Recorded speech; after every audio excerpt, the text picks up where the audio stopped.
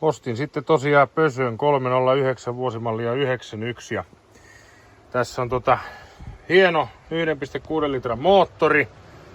Öljyn täyttö oli ensimmäinen hyvin mystinen asia.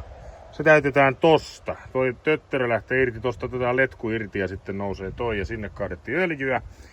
No sitten kun ajoin tällä Kehä kolmosta, niin moottorin vikavalo syttyi ja välillä se hävisi pois ja ei ollut kauhean suuri vika, ei vaikuttanut mihinkään ajoon eikä tuntunut missään, mutta päätinpä sitten selvittää. Ja tässä autossa vikakoodin luku tapahtuu niin, että tänne pistokkeeseen laitetaan yksi kaapelinpää, toinen vedetään maihin. Sitten tämä hieno parikaapeli voidaan vetää tuosta repsikan ikkunasta sisäpuolelle. Sen jälkeen avataan pösön ovi. Mennään sisään. Ja nyt on sitten vaikea hetki, nimittäin se, kun mulla ei ole kameran jalkaa. Niin tässä on toiset päät. Ja miten me saadaan vika tietoon, niin on se, että me laitetaan ensin virrat päälle autoon. Ei laiteta käyntiin. Sen jälkeen tuolla näkyy tommonen moottorin vikavalomerkki. Ja käytännössä sitä merkkiä me nyt seurataan. Tämä auto morsettaa silloin, kun on vikaa.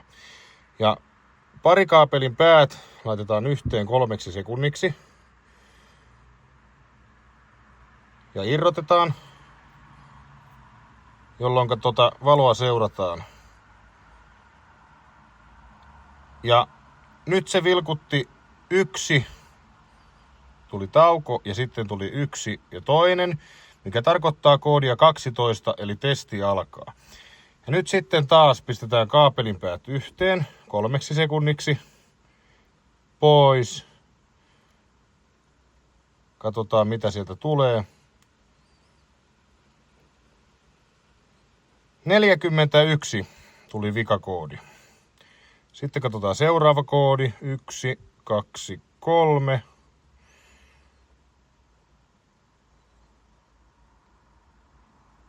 Ja sitten tuli 11, eli testi päättyy. Noniin. Ja tässä vaiheessa sitten, kun me halutaan nollata ne viat, niin pidetään näitä kaapelinpäitä 10 sekuntia yhdessä. Ja sitten vapautetaan. Noin. Ja nyt on viat hävinneet. Ja nyt sitten kun auto käynnistetään uudelleen, niin ei jää vikavalo palamaan. Peugeot.